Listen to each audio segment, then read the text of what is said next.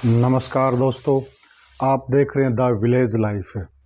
और आज है दोस्तों धनतेरस। धनतेरस जो हमारे हिंदू पुरातन संस्कृति के हिसाब से धनतेरस का बहुत ही अहम योगदान है। और ख़ासकर मैं ग्रामीण अंचल में जो भाई रहते हैं उनको कहना चाहता हूँ कि वो धनतेरस की पूजा ज़रूर करें। धनतेरस की जो पूजा का महत्व है वो बहुत ही विशिष्ट माना गया है। क्यों माना गया है, इसके पीछे क्या कारण है? धनतेरस के अंदर भगवान धन्वंतरी की पूजा होती है। और जो भगवान धन्वंतरी जी हैं वो जब देवताओं और असुरों ने समुद्र मंथन किया था, उस समुद्र मंथन में भगवान धन्वंतरी अपने हाथ में अमृत का कलश लेकर विराजमान हुए थे, उत्पन्न हुए थे। इसीलिए जो अमृत का वो कलश लेकर उत्पन्न हुए थे, इसीलिए आज के दिन लोग बर्तन खरीदते हैं।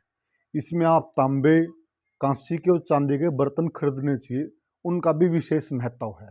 और वो इसीलिए है क्योंकि जो भगवान धन्वंतरी हैं वो अपने हाथ में कलश लेकर पैदा हुए थे। तो वो जो अमृत था, उस अमृत का देवताओं ने पान किया और देवता उस अमृत का पान करने से अमर हो गए, इसीलिए देवता अमर हैं। तो जो भगवान धन्वंतरी है वो एक तरह से स्वास्थ्य के देवता भी हैं।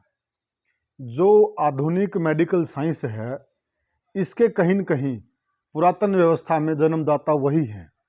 जो अपनी जड़ी बूटियां हैं, जो पुरातन समय में जड़ी बूटियां होती थी, जो आज की मेडिकल साइंस है ये नहीं थी, ये उसका ही बदला हुआ स्वरूप है।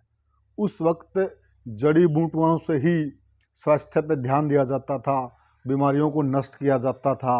और जितने भी इंसान होते, जो आदमी होते थे उस वक्त या जीव जंतु होते थे, उनका जो स्वास्थ्य है वो उसी धन्वंतरी की विद्या पे ही डिपेंड करता था, निर्भर करता था। और उन्हीं जड़ी बूटियों से अगर उस वक्त बीमारियां आती थी उस काल में, उन बीमारियों का इलाज किया जाता था।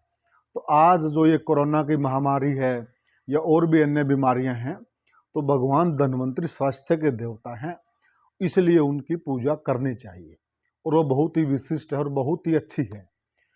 और साथ में ही आज कुबेर भगवान की पूजा होती है। ये कुबेर भगवान कौन थे? ये रावण के सौतेले भाई थे। रावण एक गलत दिशा में चला गया था, कुबेर जी सही दिशा में लगे रहे, इसीलिए कुबेर की पूजा होती है और उनको धन का देवता माना जाता है। तो आपने देखा होगा हमारे ग्रामीण भाई बात करते रहते कि बनियों के पास इतना धन क्यों है, ब्राह्मणों के पास क्यों है। उसका एक कारण है, एक तो मेहनती तो हैं ही, साथ में वो इस दिन बहुत विशेष पूजा करते हैं। और विशेष पूजा करने की वजह से भगवान धनवेर और माता लक्ष्मी उन पे सदैव खुश रहते हैं। तो सदैव जिस पे भगवान कुबेर और माता लक्ष्मी खुश रहेंगे तो वहाँ लक्ष्मी का वास होगा, तो वहाँ धन आएगा। और भगवान धन्वंतरी की पूजा का मैंने आपको बताया है। आपने कुछ ज़्यादा तामझाम नहीं करना है। आप एक सिंपल घर पे अपने कोई पाटड़ा होता था पुराने समय में, या पटड़ी होती लकड़ी की, वो लीजिए, चौकी भी बोल देते हैं उसको। उस पर एक इस तरह का लाल कपड़ा उस पर आप बिछा लीजिए, इस तरह का लाल कपड़ा, इस तरह का लाल कपड़ा बिछा के चौकी के ऊपर। और उस पर अगर आपके पास है गणेश जी की इस तरह की है, ये जैसे माता लक्ष्मी की ये चांदी रूपी ही मूर्ति है, अगर इस तरह की तस्वीर आपके पास है तो आप सबसे पहले उनका पंचामृत में स्नान कराइए। पंचामृत में स्नान कराने के बाद उनको वस्त्र दान दीजिए।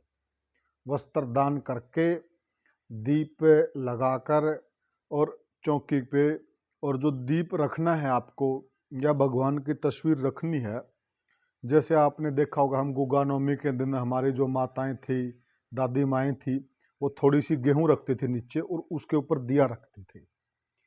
ऐसे ही आपने थोड़े से चावल रखने हैं, चावल के ऊपर दिया रखना है, और थोड़ी सी ऐसे ही चावल के नीचे चौकी सी बना के भगवान की मूर्ति रखनी है। उसके बाद आप भगवान को आपके घर पे जो भी मिठाई है उस मिठाई का भोग लगवाइए। जो सीजन के फल हैं, फलों का भोग लगवाइए। बस यही है। उसमें आप कोई भगवान की भगवान धन्वंतरी की याद आरती आपको यूट्यूब पे मिल जाएगी।